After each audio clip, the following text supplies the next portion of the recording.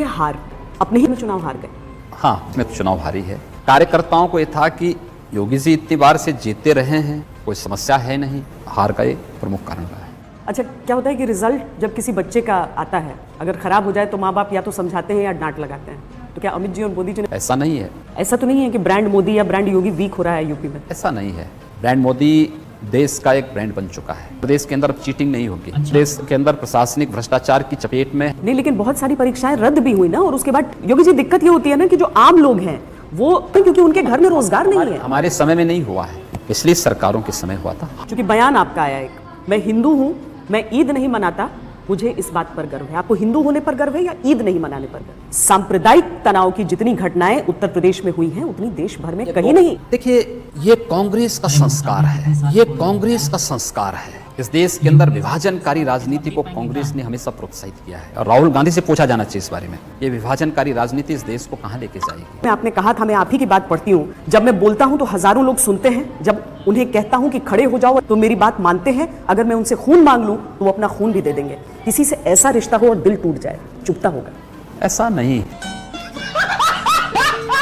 योगी जी बोलते हैं कि यूपी में बीजेपी की हार के कारण ईवीएम नहीं था, वो साबित की हार के कि ईवीएम से छेड़खानी नहीं किया जाता है।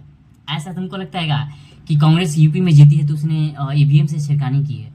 पहले से ही वोट ईवीएम में पड़े थे, ऐसा तुम आगे वीडियो में देखना। लेकिन ये चीज़ नया सा है कि यूपी में जो एनकाउंटर किया जाता है वो स्क्रिप्टेड नहीं होता है, वो आज तक दंगे फसाद रोकने के लिए होता है। यानी कि वो जो हम कुछ दिन पहले देखे थे कि एक गंधारी किसी चौड़ में पकड़ा गया 2 पुलिसकर्मियों द्वारा और वीडियो बनाया गया था, वो तो यूपी का एक नियम है। योगी जी बोलते हैं कि अयोध्या का एग्जाम्पल मत लो, क्योंकि योगी जी नहीं चाहते के अनुसार मोदी जी 2014 में ही आगे का राजनीति का एजेंडा का होगा वो तय कर रखा है, इसीलिए वो टीके हैं। तुमको लगता है क्या? आगे वीडियो में देखो कि योगी जी और क्या बोलते हैं। चलो भाई।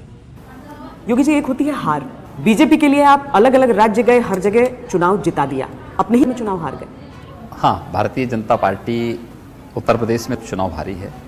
मेरा ये मानना है कि जब अति आत्मविश्वास में कोई कार्य होता है तो इस प्रकार की स्थिति होती है, लेकिन यह एक सबक भी है, और मेरा विश्वास है कि हम लोग आने वाले समय में इन सब चूकों से कुछ न कुछ प्रेरणा लेकर के बेहतर करेंगे। मैं एक रैली में आपने कहा था मैं आप ही की बात पढ़ती हूँ, जब मैं बोलता हूँ तो हजारों लोग सुनते हैं, जब उन्हें कहता हूँ कि खड़े हो जाओ तो मेरी बात मानते हैं, अगर मैं उनसे खून मांग लूं तो वो अपना खून भी दे देंगे। किसी से ऐसा रिश्ता हो और दिल टूट जाए, चुपता होगा? ऐसा नहीं, ऐसा नहीं है। तो कैसा देखिए, है? हर व्यक्ति के ऐसा अंदर ही एक है, अति ऐसा आत्मविश्वास था। हम लोग तो इसको जीत ही रहे हैं। आपके मन में भी था अति आत्मविश्वास? बिल्कुल, मैं भी इस बात को मानता था, लेकिन इस अति आत्मविश्वास में हर व्यक्ति एक दूसरे के ऊपर जिम्मेदारी डालता गया। कार्यकर्ताओं को यह था कि योगी जी इतनी बार से जीतते रहे हैं, कोई समस्या है नहीं। बहुत सारे फैक्टर होते हैं चुनाव में, उनको समझने में भूल करना है, हार का ये प्रमुख कारण रहा है। अच्छा, क्या होता है कि रिजल्ट जब किसी बच्चे का आता है, अगर खराब हो जाए तो माँ बाप या तो समझाते हैं या डांट लगाते हैं, तो क्या अमित जी और मोदी जी ने बातचीत की आपसे? हाँ, मुझसे बात हुई है, और बहुत लोगों ने यह भी कहा कि 250 ग्राम की जीत थी, 5 किलो की खुशी मना डाली विपक्ष ने। लेकिन का जो गठबंधन हुआ, जिस तरह से वोट एक दूसरे के साथ आ गए, आपने तो सांप से छछूंदर से जोड़ दिया था, लेकिन कोई तैयारी कर रहे हैं आप समझ रहे हैं? क्योंकि जो आप मुझे एक बात बताइए, क्या आपने उन लोगों से कभी पूछा कि ये गठबंधन है या सत्ता की सौदेबाजी? तय तो करें पहले। दूसरा, देश की जनता जिन समस्याओं से जूझती हुई, परिवारवाद की, जातिवाद की, भ्रष्टाचार की, आम नागरिक त्रस्त हुआ है, इसका जो युवा पलायन किया है, जो किसान बदहाल हुआ है, जो एक जंगल राज अराजक प्रदेश बन चुका था, देश की जनता क्या इन सब परिस्थितियों को देख नहीं रही है? ऐसा नहीं है। हम लोग उसको कहीं ना कहीं समझने में अति आत्मविश्वास किए, उसका परिणाम जो सामने होना था वो सामने आया। ऐसा तो नहीं है कि ब्रांड मोदी या ब्रांड योगी वीक हो रहा है यूपी में? ऐसा नहीं है। ब्रांड मोदी देश का एक ब्रांड बन चुका है। इस प्रकार की बचकाना बातें किसी के गले नहीं उतरती, लोग मजाक उड़ाते हैं। लेकिन एक प्रश्न जरूर है, जो लोग ईवीएम में प्रश्न खड़ा करते थे, आज उनसे पूछा जाना चाहिए। आपने देखा होगा गुर के परिणाम अभी प्रारंभ हुए थे, पहला राउंड हुआ था कि समाजवादी पार्टी के प्रत्याशी ने कहना शुरू कर दिया कि साहब ईवीएम में छेड़छाड़ हुई है। से अखिलेश यादव का अभी मैं एक दिन बयान देख रहा था, तो उनके द्वारा कहा जा रहा था कि ईवीएम में पहले से वोट पड़े हुए थे, पहले से वोट पड़े हुए थे, तो फिर कैसे जीत गए लोग? नहीं तो वो तो अब ये कह रहे हैं कि आप लोग के चुनाव में हार कर ईवीएम को ईमानदारी का सर्टिफिकेट दे रहे हैं। हमने सर्टिफिकेट नहीं दिया है, लेकिन सवाल ये है कि जो जश्न मना रहे हैं इसका मतलब ये जश्न भी झूठा है। देखिए, प्रदेश के अंदर, पश्चिमी उत्तर प्रदेश के अंदर बहन और बेटियों की इज्जत की क्या स्थिति थी। आज देश और दुनिया का हर बड़ा उद्योगपति आज उत्तर प्रदेश में निवेश करना चाहता है। क्यों? उत्तर प्रदेश के अंदर चीटिंग नहीं होगी, उत्तर प्रदेश के अंदर प्रशासनिक भ्रष्टाचार की चपेट में हमारी फाइल नहीं उलझेगी। नहीं, लेकिन बहुत सारी परीक्षाएं रद्द भी हुई ना, और उसके बाद टीचरों को भी। योगी जी, दिक्कत ये होती है ना कि जो आम लोग हैं वो कोर्ट ने किया है या सरकार कर रही है, वो फर्क नहीं समझते क्योंकि उनके घर में रोजगार नहीं है। हमारे समय में नहीं हुआ है, पिछली सरकारों के समय हुआ था। हम तो नौकरी दे रहे हैं। साथ ही कल मैंने इस बात की घोषणा की कि हम 4 लाख से अधिक नौकरियों की अधियाचना भेज चुके हैं, के माध्यम से सारी भर्तियां करने जा रहे हैं। सब इंस्पेक्टर की भर्ती की प्रक्रिया इस समय चल रही है, तो हम तो इस प्रक्रिया को आगे बढ़ा रहे हैं। पुलिस की तो जरूरत भी है, इतने एनकाउंटर होने हैं। हमारे पास इनकाउंटर नहीं होने हैं, हमें उत्तर प्रदेश की जनता को सुरक्षा देना है। पकड़ेगा योगी जी। आप पर सवाल भी बहुत खड़े हो गए थे, मानवाधिकार के तमाम आरोप लगने लगे थे। उत्तर प्रदेश के अंदर मानवाधिकारों का उल्लंघन नहीं होता है, हम तो मानवाधिकारों के पक्षधर हैं। तो ये एनकाउंटर कब तक चलेगा इस तरह से? इनकाउंटर यहाँ पे एक भी फेक इनकाउंटर नहीं हुए हैं, एक भी नहीं। जनता को आप मूर्ख समझना बंद कर दीजिए। उत्तर प्रदेश के अंदर अपराधियों के अंदर पुलिस की वर्दी का भय होना चाहिए, कानून का भय होना चाहिए उनके अंदर। आज आप चले जाइए, जो दुर्दांत अपराधी थे आज ठेला लगाकर सब्जी बेचते हुए दिखाई देंगे। रोजगार उनको भी मिल गया है। रोजगार, मैं राजनीति में आया हूँ सेवा के लिए। क्योंकि बयान आपका आया एक, मैं हिंदू हूं, मैं ईद नहीं मनाता, मुझे इस बात पर गर्व है। आपको हिंदू होने पर गर्व है या ईद नहीं मनाने पर गर्व? नहीं, मुझे इस बात पर गर्व है कि मेरी सरकार के कारण प्रदेश के अंदर सभी पर्व और त्यौहार सकुशल संपन्न हुए हैं। यही प्रदेश है। पहले की स्थिति क्या थी?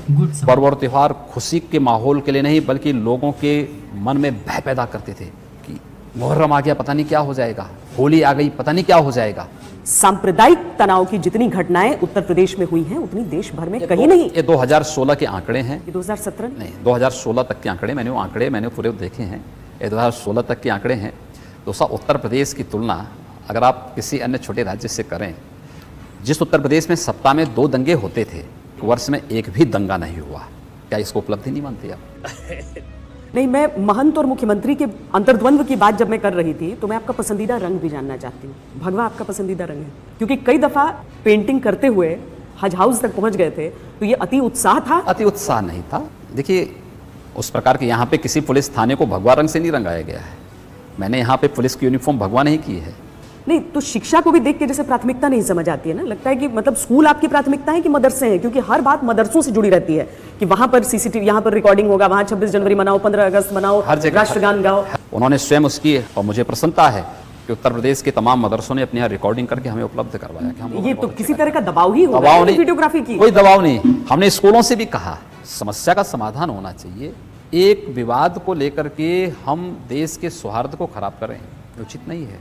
आज डेवलपमेंट लोगों की आवश्यकता है, डेवलपमेंट पे चर्चा न करके केवल एक इश्यू को लेकर के लगातार वो कर रहे हैं। विनय कटियार ने कहा था कि एक बार फिर कुर्बानी देनी होगी। किस तरह की कुर्बानी की बात कर रहे हैं? अब विनय जी ने कहा, इस बात के बारे में विनय जी ही बता पाएंगे।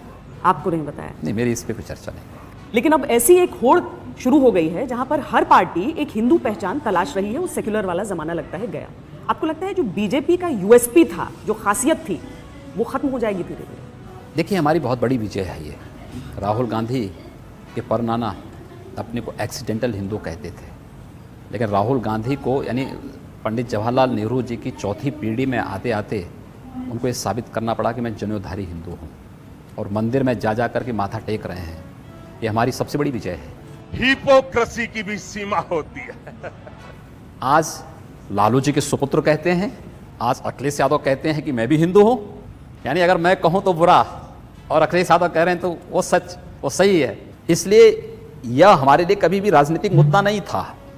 नहीं, देखिए ना कि आप तो मुख्यमंत्री जब से बने तब से बहुत संयम है आपके बयानों में, लेकिन आपके जो साथी हैं ताजमहल का पीछा नहीं छोड़ रहे, आप धरोहरों की बात कर रहे हैं, और जिस तरीके से उसे एक अलग धर्म का दर्जा दिया जा रहा है, खतरा देखते हैं? देखिए, ये कांग्रेस का संस्कार है जी, ठीक है।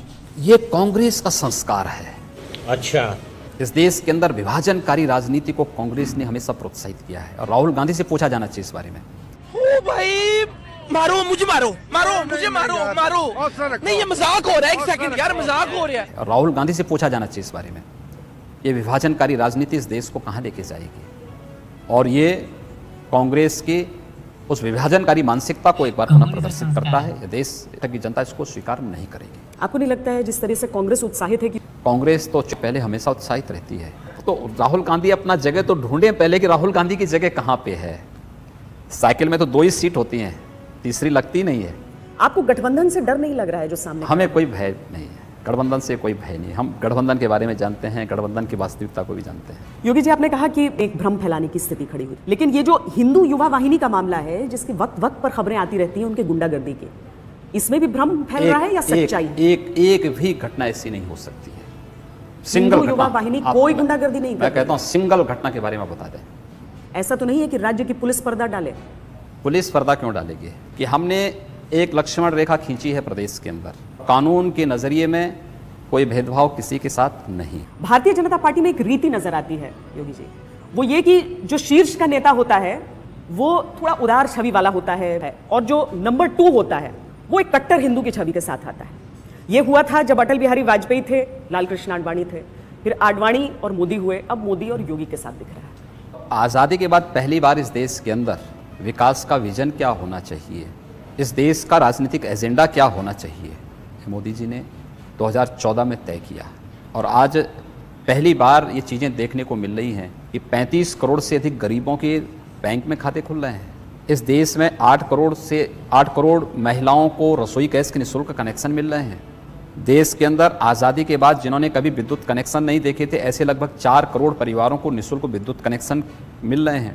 मुझे क्रेडिट नहीं चाहिए। हजारों गांव जिनमें कभी आज़ादी के बाद बिजली नहीं पहुंची थी, वे विद्युतीकृत हो रहे हैं। मोदी जी के प्रधानमंत्री रहते हुए आप 3 साल सांसद भी रहे हैं और उसके बाद से मुख्यमंत्री हैं। मैं पूछना चाहती हूँ, अगर आपको एक सुझाव देना हो प्रधानमंत्री को? देखिए, बिल्कुल पार्टी एक भारतीय जनता पार्टी एक लोकतांत्रिक पार्टी है, एक परिवारवादी, एक वंशवादी नहीं। नहीं, कहते हैं उसमें अमित शाह जो बोलते हैं वही मोदी जी सुनते हैं, नहीं तो ऐसा किसी की। योगी जी जब से यूपी में आए, यूपी सुधर गया है, क्या तुमको यही लगता है? या लगता है तो कमेंट बताना। और मैं जानता हूँ कि अयोध्या का नाम लेते ही योगी जी क्यों भरते हैं, तुम भी जानते हो, हम भी जानते हैं कि अयोध्या में अचानक से पलटी क्यों मार गया। जो बीजेपी को यूपी को बीजेपी को लगता है कि यूपी हमारे लिए है ना बाजू है, पर वो बाजू ही कट जाए तो कैसे चलेगा। और वैसे योगी जी बोलते हैं कि मोदी जी ऐसे नहीं कि वो अमित शाह के सुनते हैं, मोदी जी अपनी करते हैं और जनता की सुनते हैं।